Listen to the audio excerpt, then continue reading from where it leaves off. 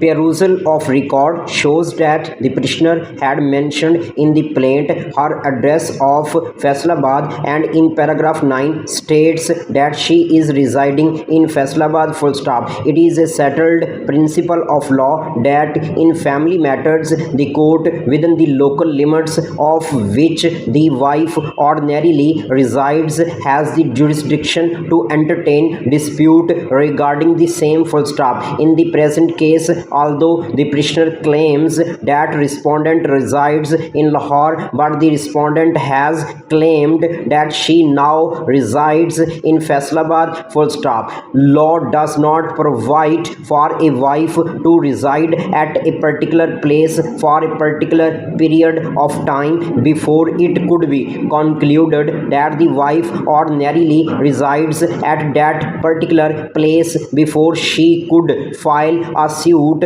for dissolution of marriage, and only the intention of the wife to reside there is important, which is evident from her address given in the memorandum of plaint and para 9 of the same full stop. New paragraph. In view of the afore referred contents of the plaint, this court has no reason to hold that the court at Faisalabad lacked jurisdiction to entertain the suit and decide the same. Therefore, the said objection of the petitioner is turned down, being baseless full stop. So far as the other objection of the petitioner that he was not properly served before proceeding against ex parte is concerned, suffice it to say that proper address of the petitioner was provided where the notices were sent by the court before proceeding ex parte against him and declaring the suit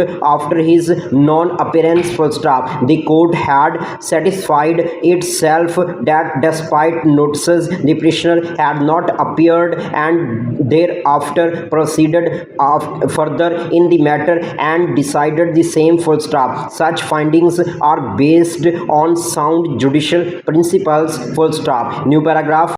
Non-availability of the petitioner at his residence when notice was delivered is not sufficient to hold that his service had not been effected in the given circumstances of the case, especially when it is not denied that his address was correct full stop. The contention of the petitioner that suit could only be decreed after reconciliation proceedings have failed, and in his absence no decree could be passed, is negated by the fact that the said petition of law would be applicable where the petitioner had entered appearance in the court and court had not provided opportunity of reconciliation. But as the petitioner was not available in the court, non-adherence to the same would not be fatal full stop. For what